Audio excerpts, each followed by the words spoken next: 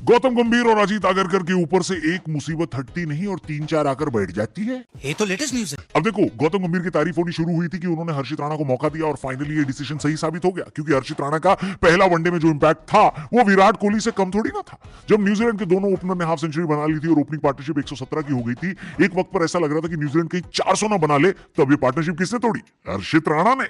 फिर जब कोहली, श्रेयस अय्यर और रविंद्र जडेजा के विकेट जल्दी जल्दी गिरे और एक वक्त पर लगा कि टीम इंडिया 300 रन चेज नहीं कर पाएगी, तब 126 के स्ट्राइक रेट से 29 रन बनाकर टीम इंडिया को किसने संभाला? राणा जी ने।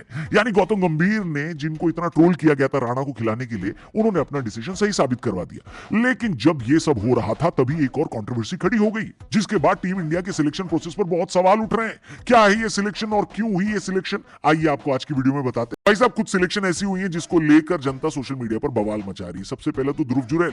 ऋषभ पंत इंजर्ड हो गए, उनकी जगह किसी और को खेलने आना था। टीम इंडिया को एक बैकअप विकेट कीपर चाहिए था केएल राहुल के लिए। अब ऐसे में लोगों को लग रहा था कि फाइनली संजू को जस्टिस मिलेगा, क्योंकि टी20 में उनका परफॉर्मेंस बढ़िया है। लेकिन वनडे में भी उन्होंने बेहतरीन परफॉर्म किया है। उनकी 56 की एवरेज है, 100 के करीब का स्ट्राइक रेट। अभी विजय हजारे ट्रॉफी में उन्होंने सेंचुरी भी लगाई थी। चलो संजू ना होते तो ईशान किशन होते, जिन्होंने डोमेस्टिक में बढ़िया परफॉर्म किया। सैयद मुश्ताक अली ट्रॉफी में झारखंड को जिता भी दिया, फिर विजय हजारे ट्रॉफी में भी एक सेंचुरी लगाई। बेसिकली इन दोनों में से किसी एक को ऋषभ पंत की जगह सिलेक्ट करना था, लेकिन सिलेक्ट हुए ध्रुव जुरैल। ध्रुव वैसे टेस्ट में तो इंडिया के रेगुलर फीचर होते हैं, लेकिन वनडे में उनसे बेहतर विकेट कीपर अवेलेबल थे। इसके बावजूद उनका सिलेक्शन होना कई लोगों को हलक से 2 बोतल पानी पीने के बावजूद नीचे नहीं उतर रहा। सच में मेरे पास भी इस सिलेक्शन का कोई जस्टिफिकेशन नहीं है कि आखिर ध्रुव को संजू और ईशान के ऊपर किस तरीके से टीम में जगह मिली। आपके पास अगर इसका जवाब है कमेंट करके बताना। फिलहाल आगे बढ़ते हैं। सिलेक्शन नंबर 2 की बात कर लेते हैं। परसों की बात है, पहला वनडे मैच खेलते हुए वॉशिंगटन सुंदर इंजर्ड हो गए। बहुत समय तक वो मैदान में दिखाई भी नहीं दिए। फिर जब उनकी झलक देखने को मिली, तब तक उनकी इंजरी की खबर जंगल में आग की तरह फैल चुकी थी। फिर यह खबर आई कि वॉशिंगटन सुंदर वनडे सीरीज से बाहर हो चुके। ऐसे में उनका रिप्लेसमेंट अनाउंस होना था। देवदत्त पडिक्कल, ऋतुराज गायकवाड़ जैसे खिलाड़ियों के फैंस खुश हो गए, क्योंकि उनको लगा कि अब हमारे स्टार को टीम इंडिया में जगह मिलेगी। लेकिन गेस करिए कौन टीम में शामिल हुआ? आयुष बडोनी। जी हाँ, आयुष बडोनी, कोई सेंस है इस बात की?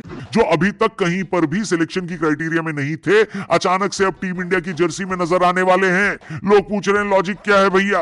कई लोग फेवरेटिज्म की बात कर रहे हैं, क्योंकि आयुष बडोनी लखनऊ के लिए तब खेले थे जब लखनऊ के मेंटोर गौतम गंभीर हुआ करते थे। अब देखो, अगर आप मेरे को पूछोगे तो मैं तो यही कहूंगा कि ऋतुराज गायकवाड़ और देवदत्त पडिक्कल भी वॉशिंगटन सुंदर की जगह इस टीम में डिजर्व नहीं करते, क्योंकि वॉशिंगटन सुंदर तो गेंदबाजी भी करते हैं, तो कोई ऑलराउंडर ही होना चाहिए था, है कि नहीं? लेकिन यार, आयुष बडोनी को भी नहीं होना चाहिए था, ये बात मैं भी मानता हूं, क्योंकि वो अचानक से लाइन जंप करके सबसे आगे जाकर लग गए। मेरे हिसाब से शाहबाज अहमद या फिर कुणाल को वॉशिंगटन सुंदर की जगह दी जा सकती थी, पर मेरे हिसाब से टीम थोड़ी ना बनती है कि नहीं? आखिरी सिलेक्शन, या यूं कहें कि नॉन सिलेक्शन, जिसके ऊपर बवाल हो रहा है, तिलक वर्मा, जो कि टी20 सीरीज के पहले 3 मैचों से आउट हो चुके हैं इंजरी की वजह से। उनका कोई रिप्लेसमेंट टीम मैनेजमेंट ने अनाउंस ही नहीं किया है। अरे भाई, जब वर्ल्ड कप आपके सिर पर खड़ा है और आपके पास एक खिलाड़ी की जगह मौजूद है, तो उस जगह पर ऋतुराज गायकवाड़ या श्रेयस अय्यर को मौका दे दो, कोई दिक्कत थोड़ी ना हो जाएगी। बताओ, उनको नहीं मौका मिलेगा तो नहीं मिलेगा, लेकिन जरूरत पड़ी तो फिर आप खिलाओगे किसको? क्योंकि कोई रिप्लेसमेंट तो आपने अनाउंस किया ही नहीं है। इसी वजह से लोग गौतम गंभीर और अजीत आगरकर से सवाल पूछ रहे हैं। बाकी आप बताओ, आपके हिसाब से क्या ये सिलेक्शन फेयर है? अगर आप सिलेक्टर होते तो किसको टीम में शामिल करते और किसको नहीं करते? कमेंट करके बताना। चैनल को भी सब्सक्राइब करके जाना।